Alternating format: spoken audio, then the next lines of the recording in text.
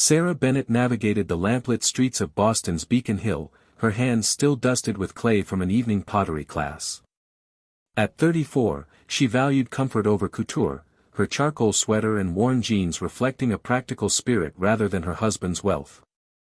Tonight, though, she carried a mission: secure an anniversary reservation at La Veranda, the city's most coveted restaurant, where she and David Bennett had shared their first date years ago, back when he was a budding engineer and she taught art to neighborhood children. Clutching her phone, Sarah checked the time. Perfect. She knew walk-in requests were nearly impossible, but David's new sustainable tech platform launch had kept him away, and she wanted to surprise him with the news of their upcoming dinner. The restaurant's facade came into view, tall windows framed by iron lanterns, through which crystal chandeliers sparkled over white linen tables and impeccably dressed diners. Taking a steadying breath, Sarah pushed open the heavy door of La Veranda. Inside, a soft chime announced her arrival. At the reception stand stood Claire Dupont, maitre d', in a tailored black jacket and silk scarf. Claire's eyes flicked over Sarah's casual attire, narrowing imperceptibly. Every gesture in the hushed foyer spoke of ritual: silent bows from uniformed servers, hushed murmurs of guests, and the heady scent of truffle oil and fresh herbs. "Good evening," Sarah began, voice warm despite a tightening in her chest. "I'd like to reserve a table for next Friday, our anniversary." Claire's practiced smile remained in place, but her tone held cool distance. "I'm sorry, madam. We're fully booked for months." The words landed with surprising finality. Sarah's heart fluttered, but this was only the first step. She smiled back, undeterred. "I understand, but this means a great deal to us. Is there any possibility of a cancellation?" Claire inclined her head politely, eyes briefly betraying impatience. "I'll check with my manager." As Claire crossed to the side desk, Sarah steadied herself. Whatever happened next, she'd face it with the same quiet confidence that had shaped her life, and, she trusted, the evening would yet bring its own kind of magic. Part 2, First reservation attempt and cold shoulder, almost equals 500 words. Sarah Bennett lingered by the reception stand, half expecting Claire Dupont to return with good news. Instead, Claire paused before a side door, replied into her earpiece, and turned back with the same polite reserve. "I've inquired, but our next available table is in 6 weeks. I apologize." Her voice was even, betraying no sympathy. Across from Sarah, the dining room glittered with summer whites and gold accents. Servers glided among candlelit tables where couples sipped vintage Bordeaux and sampled amuse-bouches topped with microgreens. Guests murmured in hushed tones of ingredients imported from Provence and chef-curated tasting menus. The contrast to Sarah's casual ensemble felt stark. Still smiling, Sarah leaned forward slightly. "It's for our 15th anniversary. La Veranda holds a special place in my husband's heart. He won't be back in town until next week. Surely there's a way to accommodate us." Claire's fingers tapped an ornate reservation ledger, then she closed it with a soft click. "I understand your sentiment, but our policy is firm. We accommodate private events through our event planner, but for regular seating we simply have no openings." A polite murmur passed through the foyer. A nearby hostess raised an eyebrow, likely thinking, "This woman doesn't belong here." Sarah kept her tone measured. "I'm willing to place a deposit or join the waitlist." Claire shook her head. "It isn't a question of payment. La Veranda cultivates an atmosphere of exclusivity. We reserve cancellations only for our vetted clientele." Sarah's cheeks warmed. Vetted clientele, a clear code for those who look the part. She forced herself to meet Claire's gaze. "May I speak to your manager?" Claire hesitated, lips pressing into a thin line, then gestured toward the back office. "Very well. Please have a seat, and I will notify Ms. Sinclair." Sarah stepped onto a nearby bench. Moments later, Rebecca Sinclair emerged, La Veranda's restaurant manager, with composed elegance. Her hair was swept into a sleek chignon, and her dark suit was impeccably tailored. A practiced smile greeted Sarah. "Ms. Bennett, I've been informed you wish to discuss a reservation." Sarah swallowed and repeated her request, a single table next Friday at 7 p.m. for two, celebrating an anniversary. Rebecca listened, arms folded. La Veranda's reservations are accepted 6 months in advance, she explained in a voice that brooked no argument. "We maintain our standards to ensure the dining experience meets expectations."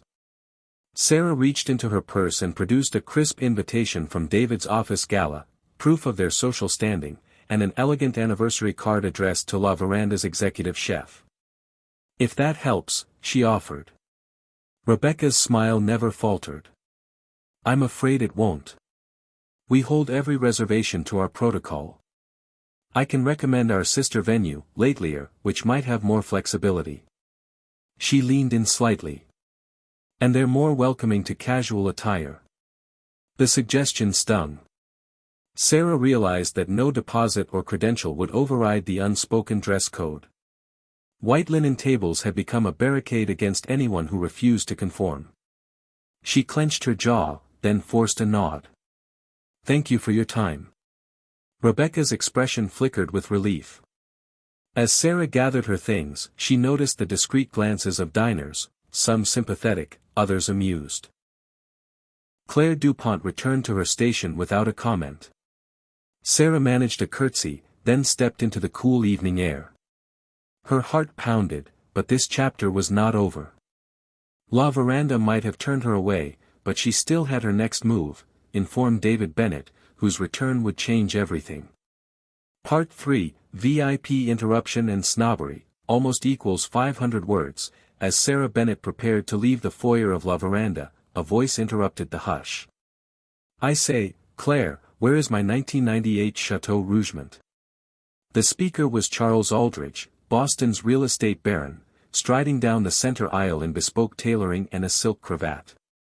He exuded confidence, the thick gold link of his watch, the precise knot of his tie, and the discreet diamond cufflink denoted wealth won and flaunted. Claire Dupont immediately straightened. "Mr. Aldrich, your wine is being decanted," she assured him. "Your table is ready." She pivoted from Sarah with a brisk nod of deference that left Sarah feeling diminished. Aldrich's gaze flicked to Sarah's sweater jeans ensemble. He arched an eyebrow and pursed his lips as though disagreeing with the very concept of casual dress in such hallowed halls. Aldrich leaned toward Claire in a stage whisper, "I thought we had standards. Should we really allow anyone off the street?" Despite his lowering voice, his words carried. Several diners paused mid-bite to watch the exchange. Claire cleared her throat, eyes flicking to Sarah. "I apologize, Mr. Aldrich. I was explaining that we cannot accommodate any walk-in reservations. The implication, we're keeping the riff-raff out." Sarah's cheeks flushed, not from cold but from indignation. She opened her mouth to protest, but Aldrich held up a hand. "Madam, this isn't some casual cafe," he said, voice louder now. "People wait months for a table. They arrive in evening wear, prepared to appreciate our chef's artistry." He swept his gaze over Sarah as though she were an exhibit at a museum of misplaced patrons. "Do you have any idea how this establishment operates?" he added, his tone dripping with condescension. A few nearby guests chuckled, emboldening Claire to step forward. "Mr. Aldrich, please allow me." She turned to Sarah with forced courtesy, "Perhaps you'd be more comfortable at La Ruelle Bistro down the block. They welcome casual attire." Rebecca Sinclair appeared behind the desk, her manager's poise restored. "Ms. Bennett, I must insist you leave. You're causing a disturbance." The words hit like a slap. Sarah swallowed hard. "I was simply requesting a reservation." She met Aldrich's gaze directly. "A reservation for next week, not tonight." Aldrich scoffed. "The point remains the same. We maintain a certain ambience. La Veranda is not for spectators." He tapped a finger against the crystal water glass of his companion, then sauntered off to his table, satisfied that order had been reinstated. Sarah felt the foyer tilt beneath her feet. The soft hum of cello music from inside was replaced by the hum of whispered gossip. Claire resumed her silent vigil. Rebecca crossed her arms. Sarah realized she was outmatched by snobbery and power. But she refused to fold. Gathering her composure, she squared her shoulders. This wasn't over, not until David Bennett knew what had happened. Part 4, Managerial Ejection, almost equals 500 words. As Charles Aldridge's entourage drifted into the dining room, La Veranda's polished veneer snapped back. Rebecca Sinclair, sensing her authority was unquestioned, stepped forward. "Ms. Bennett," she announced, her tone clipped. "I must ask you to leave." She spoke as though reciting policy, not recognizing the personal affront she delivered. Sarah pressed her lips together. "I only wish to make an anniversary reservation for next week," she said quietly. "There's no disturbance." Rebecca's eyes narrowed. "Your presence here has caused undue distraction. If you do not depart voluntarily, I will have security escort you out." Behind Rebecca, Claire Dupont offered a stiff nod in agreement. A discreet chime signaled the arrival of Marcus Lee, the young security officer. He stood at the entrance in a dark suit, looking uncertain as he observed Sarah. Rebecca beckoned. "Mr. Lee, kindly accompany Ms. Bennett from the premises." Marcus hesitated, gaze flicking between Sarah's steady face and Rebecca's expectant stare. He took a hesitant step forward. A few patrons turned to watch. A trio of businesspeople in tailored coats paused mid-conversation, and a mother holding a napkin for her toddler's first taste of risotto raised an eyebrow. The restaurant air, once redolent of saffron and rosemary, now crackled with awkward tension. Sarah caught Marcus's eye. His expression softened, he seemed uncomfortable with the role he'd been cast in. Still, he squared his shoulders and advanced. "Ma'am, could you please come with me?" His voice was gentle, almost apologetic. Sarah drew in a breath. She'd spent her life advocating dignity for others, she would not flinch now. "I'm only trying to reserve a table," she said evenly, rising from the bench. "I never intended this." She stepped forward, offering herself to Marcus's escorted departure. Rebecca watched with cool satisfaction. Nearby, Claire resumed her station as though a nuisance had been removed. Sarah lifted her chin as she passed under the restaurant's warm lantern glow, Marcus at her side. The dining room resumed its hush, forks rattled, servers resumed their glides, and Aldridge's laughter resumed in a corner. Once outside, the shock of crisp night air hit Sarah's face. Marcus waited respectfully on the sidewalk as Sarah gathered her composure. "Thank you," she said quietly. "I appreciate your kindness." He nodded briefly, then stepped back and melted into the shadows by the entrance. Sarah paused on the pavement, the injustice clear. She had been judged not by her character or purpose but by her attire. The ornate facade behind her remained luminous, indifferent to the humiliation inflicted at its threshold. She pulled out her phone, ready to relay every detail to David Bennett. Yet a sliver of resolve cut through her shame. She would not let La Veranda's standards define her worth, especially not on their ground. Part 5, Outside and David's unseen arrival, almost equals 500 words. Sarah Bennett stood on the sidewalk, the radiant glow of La Veranda's facade casting her long shadow. Her heart raced, a mixture of indignation and disbelief surging through her veins. She tapped the address in her phone. David Bennett would want to hear this firsthand. The cool night air felt sharp against her cheeks, but she barely noticed the thermal prickle. A row of maple trees lined the street, their autumn leaves rustling in a gentle breeze. Cars passed quietly, their headlights flicking across Sarah's face. She exhaled deeply, steadying herself. Her clay-flecked nails and paint-smudged sweater had become unwitting symbols of exclusion, yet she refused to let humiliation erode her calm.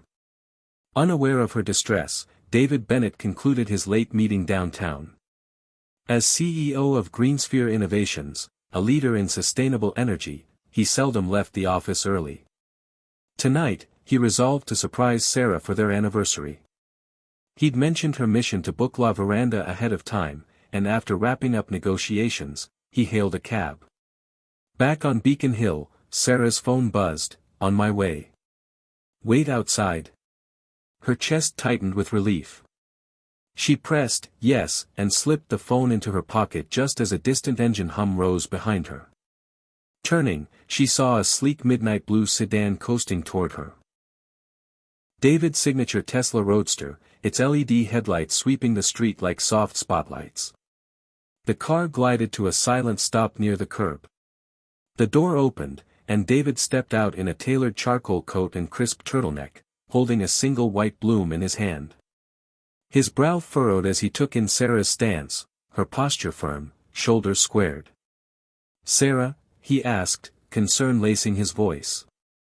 His eyes searched her face, catching the faint glow of tears she'd blinked away. "What happened?" Sarah pointed toward La Veranda's entrance behind them. "They kicked me out," she said softly. "I only asked for a reservation." David's jaw clenched imperceptibly. He placed the bloom gently on the car's leather seat and walked to her. Together, they faced the ornate windows flanked by lanterns. Inside, Claire DuPont rose from her station at Sarah's approach earlier, and Rebecca Sinclair exchanged a quiet nod with Charles Aldrich at his table. The scene replayed in Sarah's mind. Dismissal, condescension, ejection. David wrapped an arm around Sarah's shoulders. "Sit with me," he said, nodding toward the roadster. She slid in beside him, the bloom between them. He closed the door, and with an electric whir, the car eased away from the curb. Sarah exhaled in the hush of the cabin. "I didn't expect them to treat me like that." David's fingers brushed her hand. "No one should," he whispered. "But let's celebrate, somewhere we're both welcome." He tapped the center console, "Navigate to Hearth Home Table." Hearth Home Table sat in a renovated brick building in South End, a community-focused eatery where, pay what you can, mingled with locally sourced dishes. As they accelerated down empty streets, autumn leaves swirling in their wake, Sarah felt the tension ebb. She leaned into David's warmth, grateful that what began as an attempt to secure a table turned into something far more meaningful, an evening defined by respect and belonging. Part 6. Michael enters and reservation reveal, almost equals 500 words. The bell above La Veranda's door chimed again as David Bennett stepped inside, his tailored charcoal overcoat flaring slightly. Claire DuPont straightened behind the stand, greeting him with her practiced poise. "Good evening, sir. Do you have a reservation?" she asked, voice modulated but brisk. David removed his gloves, meeting her gaze steadily. "I'm here for my wife," he said, glancing past Claire toward the exit. "She stepped out moments ago to inquire about a reservation." Claire's composure flickered. She accessed the ledger without a word. Charles Aldridge glanced up, curiosity alight in his eyes. From the opposite side of the foyer, Rebecca Sinclair emerged, smoothing the lapel of her jacket. "Mr. Bennett," she began, her tone polite but guarded, "we have no reservation under your name this evening." David inclined his head. "Because she was securing one for next Friday, and you turned her away." His words were quiet. But they carried the authority of someone accustomed to high-stakes negotiations. A hush rippled through the foyer. Claire exchanged a glance with Rebecca. Servers paused, cutlery clinked faintly in the background. Rebecca's lips parted. "Mr. Bennett, she swallowed. David continued evenly, "My wife, Sarah Bennett, carries the Parker Innovation Foundation seal." He tapped the inside of his coat pocket to produce the foundation's invitation card, embossed in silver, "and she has never asked for anything more than a table for two." The restaurant's murmur grew to a whisper. Charles Aldrich's jaw tightened, even his pleased expression faltered. A few diners craned their necks from behind embroidered velvet curtains. Rebecca closed the ledger with a soft snap.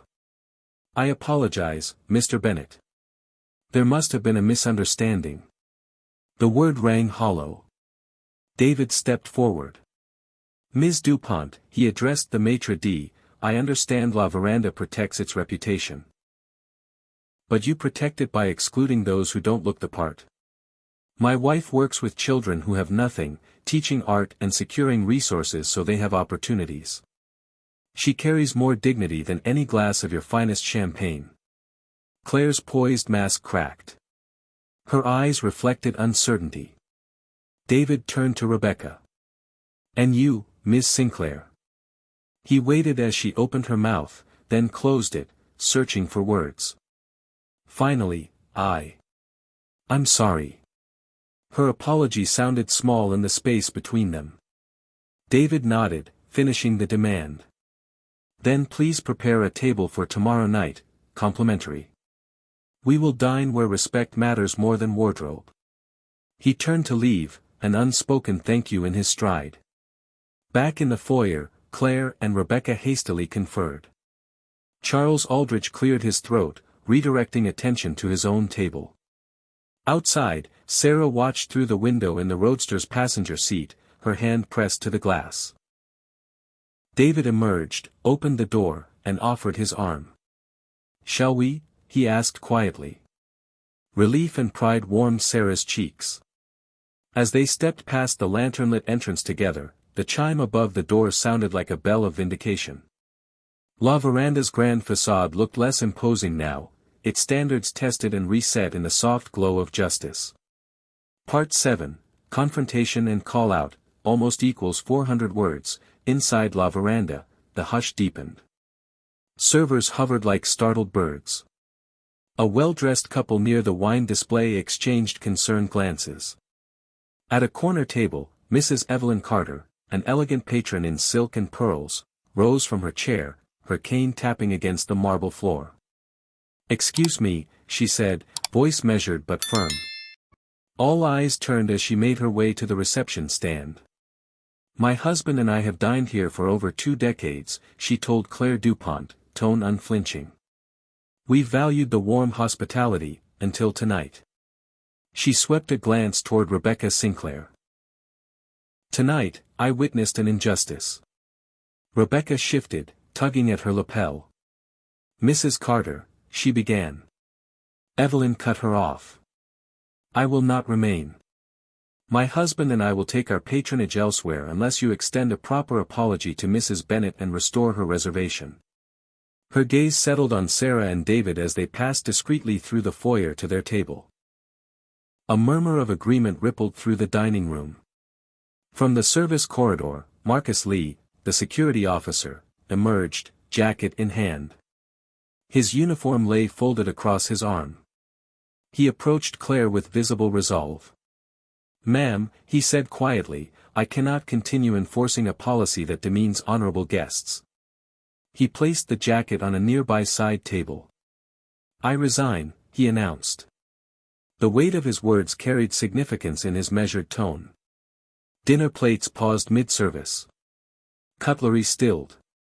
Even Charles Aldrich sat forward, his expression guarded. Claire's composed facade cracked. Rebecca's lips parted, stunned. Evelyn Carter nodded at Marcus. Thank you, she said. Courage deserves respect. Then, turning back to Rebecca Sinclair, do the right thing. Silence stretched before Claire DuPont exhaled. She bowed her head. You're both right. She stepped aside, gesturing to Sarah and David.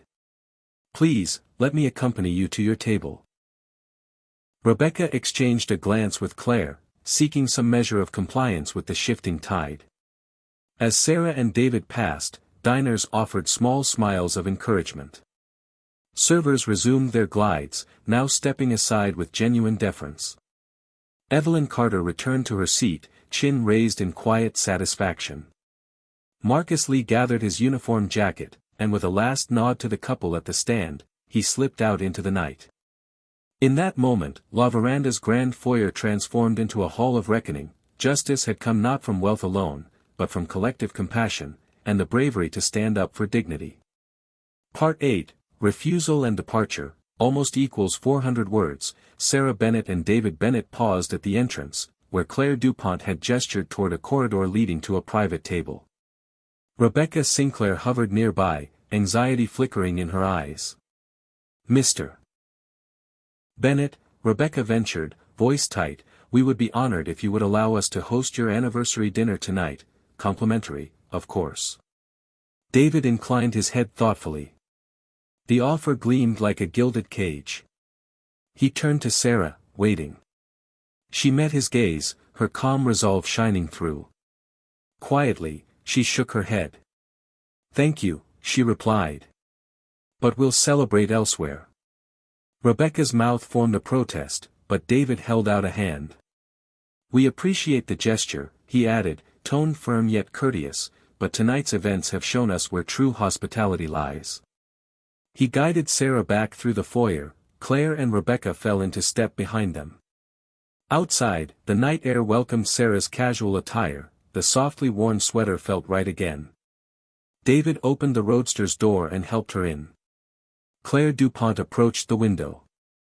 I'm sorry for how you were treated, she said, voice hushed. We will review our policies. Sarah offered a gentle nod, accepting the apology without savoring it. Rebecca appeared at the passenger window. Mr. Bennett, Ms. Bennett, she began, words stumbling. I understand if you never return. But please know, your feedback is invaluable. David offered a brief smile.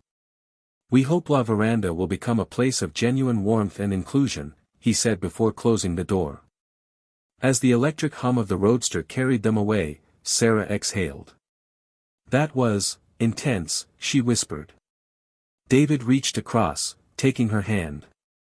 You handled it with grace, he replied. Let's find that neighborhood spot you love. Sarah smiled, a small victory glow. Behind them, through the frosted glass, Rebecca and Claire watched the taillights fade. The pomp of exclusivity lay still. In its place, a promise of change stirred, one born from the simple act of walking away in dignity, reminding even the grandest institutions that worth begins with respect. Part 9, Aftermath and True Celebration, almost equals 400 words. 3 weeks later, Sarah Bennett's pottery studio glowed in the afternoon sun. Her hands shaped a simple vase, clay spinning beneath her fingertips. The world outside, ticker-tape news of La Veranda's policy overhaul, moved in the background. She hummed as she traced ridges in wet stone, finding solace in creation. The door opened softly. David Bennett entered carrying 2 steaming lattes. He set one by her wheel, careful not to smudge the damp clay. I have news, he said, slipping beside her. Marcus Lee has joined the Parker Art Initiative as our community liaison. His proposal for mobile arts workshops was approved by the board today. Sarah smiled without looking away from her work. I had a feeling he'd find a way to keep doing good. She spun the wheel gently, molding the clay into form. David watched, pride lighting his features. Later that evening, the two strolled beneath paper lanterns at Hearth Home Table. A neighborhood eatery with pay-what-you-can meals and open kitchen warmth. No maitre d', no dress code, just the mingled aromas of garlic and roasting vegetables and the hum of laughter. Sarah and David slid into a bench beside a family passing plates of handmade gnocchi. They toasted over mismatched mugs. Happy anniversary, David said. To 15 years of knowing what truly matters. He raised his mug, Sarah clinked hers in return. Around them, server-turned-advocate Marcus Lee guided a local teen through plating techniques, and manager Sofia Ramirez greeted each guest by name. Sarah caught Marcus's eye, and he gave her a grateful nod. As dessert arrived, a simple panna cotta garnished with seasonal fruit, Sarah reflected on the journey from the gilded rejection at La Veranda to this vibrant community table. Worth wasn't measured by crystals or silk, it was woven in acts of respect, compassion, and inclusion. David reached across the table, folding his hands around hers. You taught them a lesson, he said softly. You've taught us all a lesson. Sarah smiled. Sometimes change starts with a simple refusal to be judged by what you wear.